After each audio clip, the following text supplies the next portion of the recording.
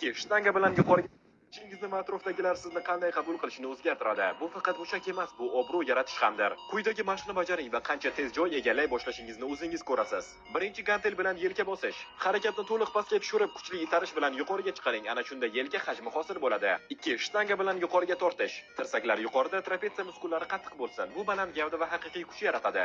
Uchinchisi gantel bilan yon tomonga ko'tarish. Toza forma, keng harakat. Gavdangizni keng ko'rsatadigan mushaklar aynan shu yerda quriladi. 4. Gantel bilan orqaga ochish. Keng oching, qattiq siqing. Bu orqa yelkalar sizga to'liq uchli ko'rinishni beradi. 5. Trenajyor yordamida oldinga ko'tarish. Har bir harakat ustidan nazorat bo'lsin. Old yelkalarni mustahkamlaydi va yelkalarni har tomondan kuchli qiladi.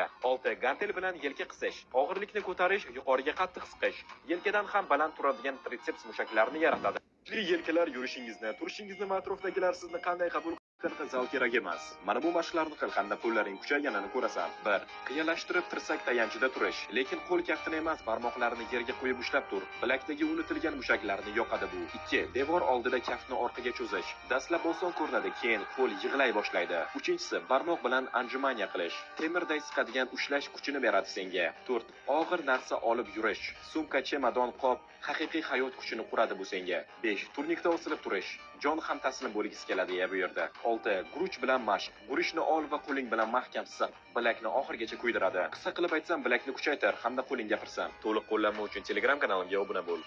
Agar qo'lingni rostdan ham kuchli qilmoqchi bo'lsang kerakmi? Unda yengil mashqlarni to'xtat. Mana bu 5 ta asosiy press mashqi haqiqiy yonish, kuchli taranglik va mushak o'sishi uchun. Bu shunchaki oddiy mashq emas, ko'pchilik oxirigacha bajara olmaydi, lekin sen sinab ko'r. 1. Decline bench crush. Nazorat bilan pastga tush, yuqoriga esa portlovchi kuch bilan chiq. 2 soniya siqib tur. Siqildingmi? Bu sening press mushaklaring uyg'onganligini bildiradi. 2. Assisted leg raises. Tezlik emas, aniqlik kerak. Belni stulga bosib tur va harakatni faqat qorinda bajar. 3. Weighted oblique crunch. Yon tarafdagi presslar uchun sekin asta toza podxod qil. Bu sening belingni toraytiradi va yon tomonlarni o'yib beradi. 4 va 5 bu superset. Xullas qarab tur. Oyoqlarni to'g'ri tut, yon tomonga buril va yerga tekis. Tez, aniq va to'xtovsiz. Bu birinchi set, ana endi ikkinchisi. Tirsak tomonga tizzangni tort, yurak urishini oshir va butun tanangni harakatga keltir. Agar har kungi mashq uchun intizomli tizim kerak bo'lsa, unda Telegram kanalimga yo'l. U yerda senga hammasini o'rgatib boraman. Senda mana bunday chiroyli presslar kerakmi?